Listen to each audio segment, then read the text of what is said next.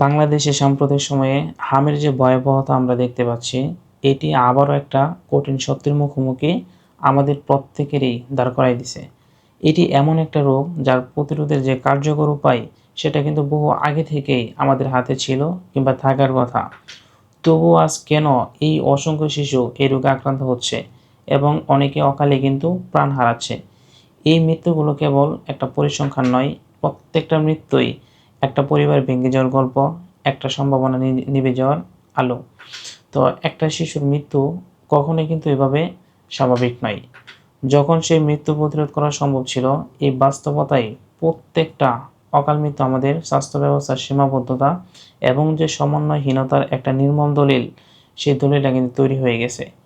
এই যে টিকাদান পদ্ধতি, এই টিকাদানকে এই যে সিস্টেম, এটা কিন্তু একটা স্বাস্থ্যসেবা নয়। এটা প্রত্যেকটা মানুষের কি মৌলিক অধিকার।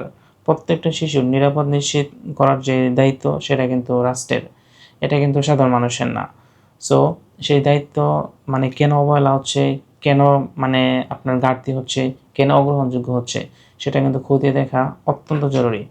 এখন সেই সময় আসছে সকলে মিলে এই যে আপনার মানে অগ্রহণযোগ্য বিষয়গুলো, এগুলোকে দৃঢ় অবস্থানে নেওয়ার, প্রতিটা শিশুর সময়মতো টিকা নিশ্চিত করতে হবে। স্বাস্থ্যসেবার যে দুর্বল ব্যবস্থাগুলো সেগুলোকে চিহ্নিত করে তার দ্রুত সমাধানের উদ্যোগ নিতে হবে।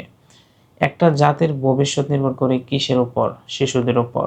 সো সেই শিশুদের যদি আবার একটা প্রতিরোধযোগ্য রোগের মানে যে মানে ওনার সাথে যে লড়াইটা, ওখানে যদি সে হেরে যায়, তবে তা কেবল একটা স্বাস্থ্য সংকট নয়, এটা একটা নৈতিক ব্যর্থতাও।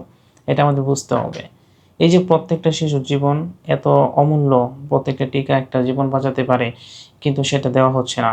কোনো শিশুর মৃত্যু যেন আবার এই রাষ্ট্রীয় অবহেলার কারণে না হয়, সেদিকে খেয়াল রাখা কিন্তু আমাদের নৈতিক দায়িত্ব।